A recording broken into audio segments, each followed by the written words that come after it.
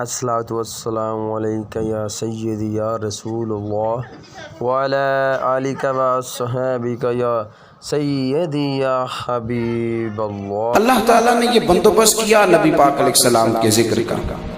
حضور کی احادیث ساری محفوظ ہیں اور نبی پاک صلی اللہ علیہ وسلم کی نا سیرت مبارکہ محفوظ ہے۔ یعنی آپ کو ایسا نہیں ہے کہ آپ اب ہمارا مسئلہ یہ ہے نا کہ ہم نے کاروبار، ہم نے نماز سیکھی ہے حضور کے دین کے نمائندے سے، علامہ صاحب سے، قاری صاحب سے، لیکن تجارت ہم نے سیکھ لی ہے کسی دکاندار سے۔ یہ ہماری غلطی ہے۔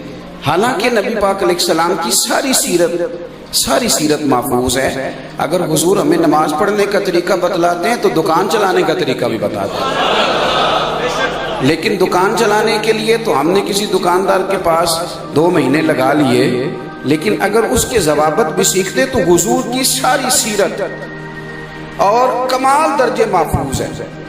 اور سیرت مبارکہ کے ایک ایک پہلو پر آپ کو درجنوں مقالات ملیں گے۔ پتہ نہیں میں کیا کہہ رہا ہوں، آپ سمجھے میری بات۔ یعنی ایک پہلو پر ایک چیز نہیں، آپ ایک زاویے سے کسی چیز کو پڑھنا چاہیں تو وہ بھی ملے گی، پھر ایک اور زاویے سے اسی کو پڑھنا چاہیں تو وہ بھی ملے گی، پھر اسی کو ایک تیسرے زاویے سے دیکھنا چاہیں تو اللہ کے فضل سے وہ بھی ملے گی۔ یعنی محبوب کی ہر بات اتنی مزیدار ہے، یعنی ہر بات اتنی مزیدار ہے۔ یعنی نبی پاک صلی اللہ تعالیٰ علیہ وسلم مسکرا کے دیکھیں تو اس میں بھی بڑے کمال ہے۔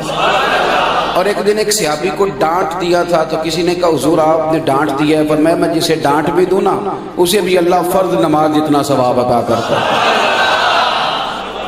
آپ اندازہ کریں گے کہ جس پہلو سے بھی، یعنی جس زاویے سے بھی آپ سرکار کی سیرت مبارکہ کو دیکھیں گے نا، ابھی آپ سن رہے تھے سرور کہوں کہ مالک و مولا کہوں تجھے، باغ خلیل کا گلے زیبا کہوں تجھے، اور پھر بریلی کے امام فرمانے لگے تیرے تو وصف عیب تناہی سے ہیں بری۔ یعنی وہ صرف جملہ نہیں کہتے، وہ جو ان پہ بیت رہی ہوتی ہے وہ کہتے ہیں۔ وہ کہتے ہیں میں نے 1000 کتاب لکھی ہے، الفاظ کے بام و در سے میں آگاہ ہوں، فقہ میں جانتا ہوں، حدیث میں نے پڑھی ہے، لیکن جب آتا ہوں نا حضور کی شان بیان کرنے پہ تو میرے لیے مشکل ہو جاتی ہے۔ کیا ہوتا ہے، اتنا پڑھا لکھا آدمی، اپنے دور کا سب سے بڑا عالم اور مجدد، فرماتے ہیں یہاں آتا ہوں تو پریشان ہو جاتا ہوں اور مجھے کہنا پڑتا ہے کہ حیران ہوں میرے شاہ، میں حیران ہوں میرے شاہ کہ میں کیا کیا کہوں تجھے، کہاں سے بات شروع کروں، کہاں ختم کروں، کون سا پہلو چھیڑوں اور کس طرف جاؤں اور کس طرف نہ جاؤں۔ میرے بھائی ہر بات میرے محبوب کی، اللہ تعالیٰ نے حضور کے ذکر کے لیے یہ بندوبست فرمایا ہے، نبی پاک کے تذکرے کے لیے یہ بندوبست کیا ہے۔ سرور کائنات کی ہر بات، حضور کا مسکرانا بھی محفوظ ہے، اور صاحبزادے کے وصال پر آنسو بہانا بھی کتابوں میں موجود، نبی پاک صلی اللہ تعالیٰ علیہ وسلم کا عطا کرنا بھی کتب حدیث میں موجود ہے، اور جو لینے آیا ہے اس کی اصلاح کرنا بھی میرے محبوب کی سیرت میں موجود ہے۔ یعنی ہر چیز، اور جس کو حضور نے فرمایا تو مانگنا، بلکہ تو اس طرح کر جا کلاڑا لے کے آ 2 دینار کا، وہ بات بھی کتابوں میں موجود ہے۔ یعنی ہر پہلو اللہ تعالیٰ نے اپنے محبوب کی سیرت کا محفوظ رکھا۔ اب ہمارے ذمہ کیا لگایا گیا؟ ہمارے ذمہ لگایا گیا حضور کا ذکر کرنا، اور کس طرح ذکر کرنا کہ فرمایا تم ایک بار درود پڑھو گے نا، ایک بار تو تمہارا رب 10 رحمتوں کا نزول کر دے۔ اچھا ایک بات اور عرض کروں یہاں آپ کو، ہمارے اب جو فضائل کی چیزیں ہیں وہ ویسے ہی لوگ بیان نہیں کرتے اور سنی نہیں جاتی، اس لیے کہ بیان تو ہوگا نقطہ، میں نقطہ دینے لگا ہوں، بلکہ پورا ماحول بناتے ہیں، کہتے ہیں اب تو میرا تو جماعت سے تعلق ہے جس کا نقیب بھی شہنشاہ نقابت ہوتا ہے، تو یعنی جب وہ بھی بادشاہی ہوگا تو آپ بات کس سے کر سکیں گے؟ شہنشاہ کو تو ہاتھ لگاتے بندہ ڈرتا ہے نا، تو بعد اب آپ ملاحظہ کرنا پڑتا ہے شہنشاہ کو کہنے کے لیے کہ مہربانی کر تو دے دے ٹائم۔ اب چونکہ شہنشاہ ہے تو چلو کوئی فقیر بھی آیا بیٹھا ہے اس کا بھی تو دھیان کر۔ تو میں جو بات عرض کرنے لگوں اس پر آپ غور فرمائیں گے، ذکر محبوب صلی اللہ تعالیٰ علیہ وسلم، حضور کے ذکر میں جتنی چیزیں ہمارے ہاں فضائل کی چیزیں نہیں بیان ہوتی، یعنی اگر آپ کے مولانا صاحب جمعے والے دن یہ بات بیان کریں، میں اپنی مسجد میں جمعے والے دن بیان کروں کہ ایک بار درود پڑھا جائے گا تو اس پر 10 نیکیاں ملیں گی، تو اب یہ تو لوگ کہتے ہیں کہ تو کوئی نقطہ نہیں بیان کیا، اس کا تو ہم پہلے بھی پتا تھا۔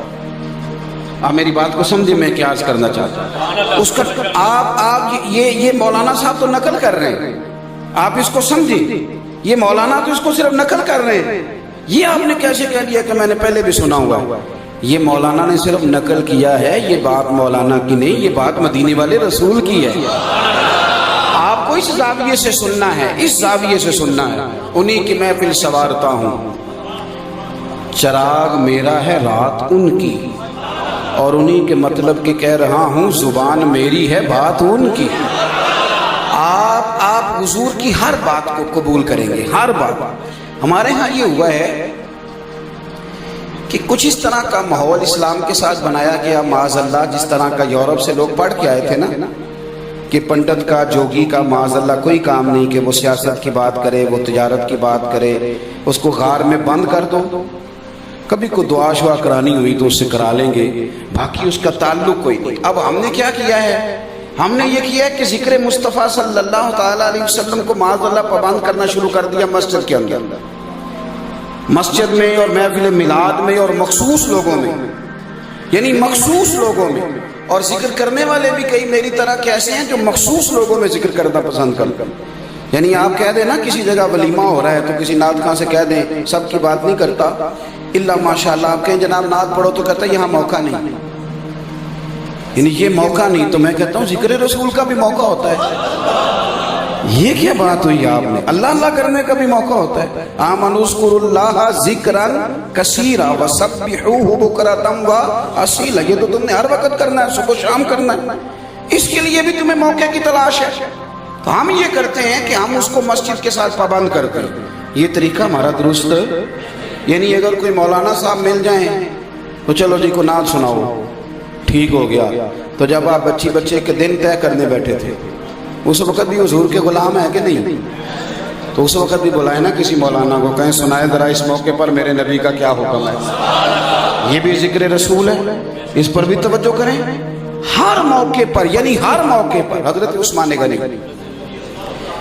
عثمان غنی رضی اللہ تعالیٰ عنہ نہ جا رہے تھے، برادری کے لوگوں نے میٹنگ میں بلایا،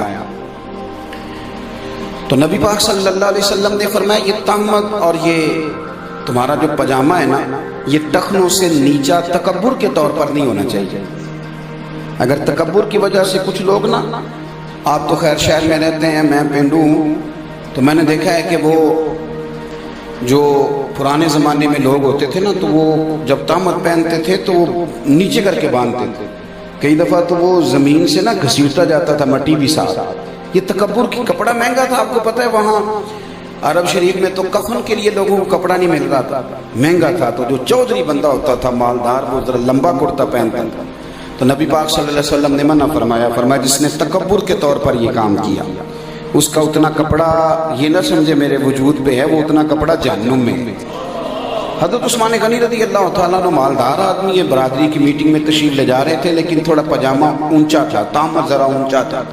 آپ کا ایک عزیز مل گیا تو کہنے لگا عثمان میٹنگ میں جا رہے ہو یار، مسئلہ برادری کا ہے، یعنی ذکر رسول صرف اہل میلاد تک محدود نہیں، صرف ربیع الاول شریف تک محدود نہیں۔ انہوں نے کہا جناب اب بات آ گئی ہے برادری کی۔ وہ بات ٹھیک ہے کہ آپ کے محبوب نے منع فرمایا ہے کہ ٹخنوں سے اونچا رہنا چاہیے، پر برادری کی میٹنگ ہے اور شریک جمع ہوں گے اور رقیب جمع ہوں گے، اور وہ کہیں گے کہ دیکھو عثمان اب کنجوسی کرنے لگ گیا ہے، تھوڑا کپڑا خریدتا ہے، تو لہذا ٹھیک ہے باہر نکلو گے نا جب۔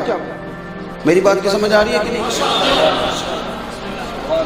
میں کیا کروں، میں کس طرح یہ بتاؤں آپ کو کہ بہت سارے دینداروں کا پتہ ہی تب چلتا ہے جب ان کے گھر میں شادی ہوتی ہے، دینداری کا پتہ ہی تب چلتا ہے جب گھر کے اندر ساری برادری جمع ہوتی ہے۔ عشق رسول تو اس دن سمجھ میں آتا ہے، مسجد میں تو سارے ہی عاشق رسول ہیں۔ عشق کا پتہ تو تب چلے گا جب دکانداری کریں گے، عشق کا پتہ تب چلے گا جب لین دین کریں گے، عشق کا پتہ تب چلے گا جب دیانتداری کا مظاہرہ کریں گے۔ تو فرمایا کہ میں، آپ غور کریں گے جی میری بات پر، حضرت عثمان غنی رضی اللہ تعالیٰ عنہ سے کہنے لگے کہ فی الحال آپ کپڑا نیچا کر لیں، برادری کی میٹنگ میں جائیں اور وہاں سے جب لوٹ آئے نا تو پھر آپ بے شک جو مرضی کیجیے گا، ورنہ وہ لوگ تانا دیں گے۔ تو یہ بات اب ہمارے بچے بھی ہمیں کہہ دیتے ہیں کہ زمانہ بدل گیا جی، تھوڑا سا کر لیں، کوئی نجی دنیا داری بھی رکھنی پڑتی ہے۔ یہ سارے مشورے ملتے ہیں۔ جب حضرت عثمان غنی سے کہا نا تو حضرت عثمان غنی رضی اللہ تعالیٰ جب عشق سکھاتا ہے آداب خود آگاہی، پھر کھلتے ہیں غلاموں پر اسرار شہنشاہی۔ حضرت سیدنا عثمان غنی رضی اللہ تعالیٰ عنہ فرمانے لگے کیا کہا تم نے برادری کی میٹنگ ہے اور برادری مجھے تانا دے گی؟ آپ فرمانے لگے سن، مجھے تمہاری برادری کی ضرورت نہیں، مجھے مدینے والے رسول کی ضرورت ہے، مجھے اپنے نبی کی حاجت ہے، تمہاری ضرورت نہیں۔ اور پھر مان لگے سن، تم نے تو بلایا تو میں آ گیا ہوں، ورنہ اگر تم نے میری برادری دیکھنی ہے تو وہ دیکھ کالے رنگ والا حبشی غلام جا رہا ہے، وہ میری برادری ہے، وہ میرا قبیلہ ہے، اس لیے کہ میرے نبی کا کلمہ پڑھتا ہے۔ تو ہم لوگوں نے کیا کیا کہ ہم نے نا، اور آپ نے ناراض نہیں ہونا، اب تو ذکر کر دیں، اب تو عشق بھی لوگوں کا کھلا ڈھلا ہے، یعنی عشق بھی مرضی کا ہے، عشق پابندی نہیں۔ حالانکہ جو عاشق ہوتا ہے وہ ہمیشہ اپنے معشوق کا پابند ہوتا ہے۔ کوئی نہیں سمجھ آئی آپ کو میری بات؟ اگر وہ اس کا پابند نہیں ہوگا تو وہ عاشق رہے گا ہی نہیں، اگر اسے تنگ کرے گا تو وہ عاشق رہ سکتا؟ آپ میری بات کو سمجھیں، معشوق کا عاشق ہمیشہ پابند ہوتا ہے۔ آپ پڑھ لیں، آپ دیکھ لیں، ساری داستان عشق، دینی دنیاوی حقیقی مجازی ساری کھول لیں، جو معشوق نے کہا عاشق نے وہی کیا، جو اس نے کہا اس نے کیا۔ یہ بڑے عجیب قسم کے آج کل عاشق پیدا ہوئے ہیں۔ یہ ایک تو اپنی مرضی کی لائٹنگ کرتے ہیں، علماء سے نہیں پوچھتے، جس چوک میں دل کرتا ہے ماڈل بنا دیتے ہیں، یہ بھی نہیں پوچھتے کہ یہاں بنانا تھا کہ نہیں، اور پھر عشق کرتے ہیں نبی پاک سے۔ اور حال یہ ہے کہ رات کو عورتوں کو لے کے جاتے ہیں ماڈل دکھانے کے، عورتوں، وہ مقام جو مقام خوف ہے، جہاں نبی پاک صلی اللہ تعالیٰ علیہ وسلم نے سخت تاکید کر دی کہ یہ کام کرنے کی تمہیں اجازت، فرمایا یہ جو تمہارا بری نظر سے کسی کو دیکھنا، یہ تو شیطان کے تیروں میں سے ایک تیر ہے، اس کے واروں میں سے ایک وار ہے۔ کہ تو نے کس قسم کا عشق کیا ہے کہ تم معشوق کی مرضی